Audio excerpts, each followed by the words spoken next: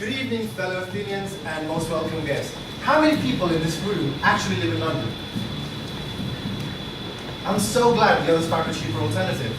It's expensive living in this place, isn't it? And have you got the tube lately?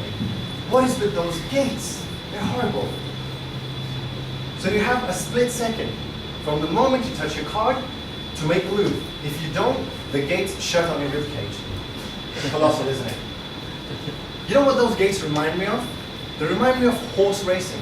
That's what they remind me of. You know, at the start of the race, you have the 5 gates lined up, and you have the horses behind them, and all you see is the top of the jockey's head, and you know he's ready to go. And we all think that the guy's actually holding onto the rope, you know, ready for the gunshot. But I have a different theory. I think what you don't see is the guy only has one hand on the rope. The other one is on the oyster card reader. That's what it is.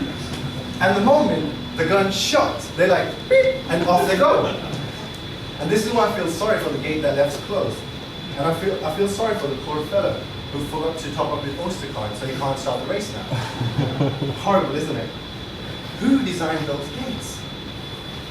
See, I think Queen designed those gates to count the population of this country. How else would they know? And how does the oyster fare work anyway?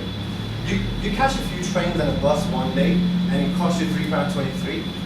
And the next day you make the same journey, and it costs you £13. See, I think they're linked to inland revenue, and they know how to save the taxes there. So no one knows how to work, they just take the taxes in arrears. So a few months ago, I started jogging. Can you tell? Thank you. And there's a canal close to my house. And what happens in the morning, I usually jog to this place, and then I see a dog and I start walking. I mean, it's my life, I do what I want.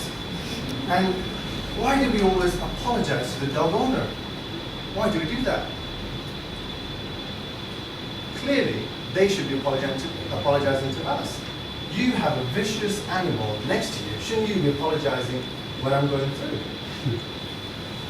There's clearly a dangerous animal. If it wasn't, why would it be on a leash? I mean, you wouldn't take your friend out for a walk in the park and have him on the leash. Come on, mate. You wouldn't do that, would you? It's crazy.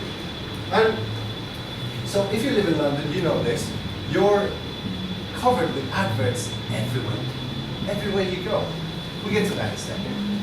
Before I tell you that, I must say that when I joke, I did say there's a canal close to my house. And underneath the bridge, there's some boats parked there. Will someone do me a favor? Go to these guys and tell them the cars exist. They're still living in 200 BC. Last time I read an article, it said that it takes one of those boats 2 weeks to get a barrel of wine from Brixton to Manchester. I can do that in 4 hours. And have you ever seen someone washing those boats? How do they do it?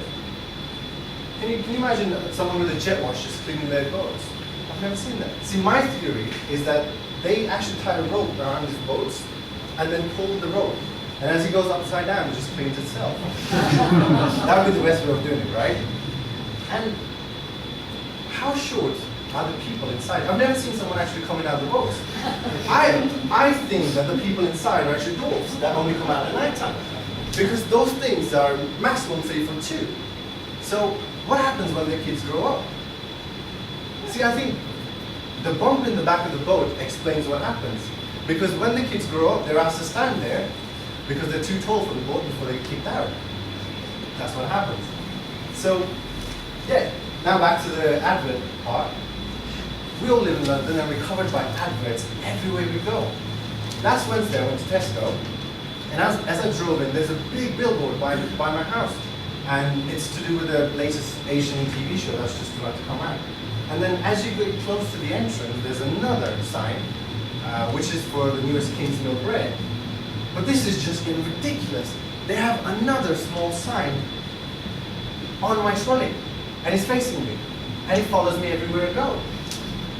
That's just getting ridiculous. And I'm so glad that I make my shopping list before I leave the house. Why on earth would I buy chocolate cheese anyway? And when I go for a jog sometimes in the morning, you know, I catch a cold now and again. So I called up my GP and I said, I need to book an appointment. And she said, well, you know, they say what they usually say. I'm fully booked for the next 3 weeks, and so you're going to have to go on the list. So she wants my conditions to either disappear or for myself to deteriorate. So I don't mind. I go there and I go to the reception, and she asked me to join the back of the queue. I thought I was in the queue for 3 weeks. So I go to see the doctor, and he says, Sonny, it looks like you're getting better after 3 weeks. But I still suggest that you take some paracetamol. Which makes me think about the fact that, why do we have the receptionist anyway? That's such a useless job. What do they do? I mean, you wouldn't have that in any other thing. You wouldn't have that, let's say, for example, fire service. You wouldn't have a fire truck turn up to a building on fire for the guys to just say, no. We're not here to take the fire out. We're just here to analyze the fire, poke some gauges, and find out how strong the fire is. And if this building actually exists on the register. If it does, we'll put it on the waiting list, and when the real fire people get to it, they'll take the fire out. You wouldn't have that, would you?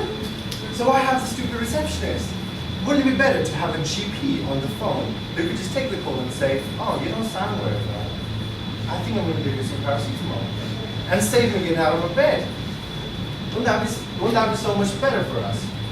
And just because I talked about traveling on tube and Oyster today, just to let you know, if anyone in this room works for Travel for London, there we have.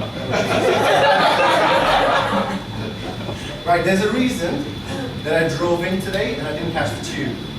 Thank you.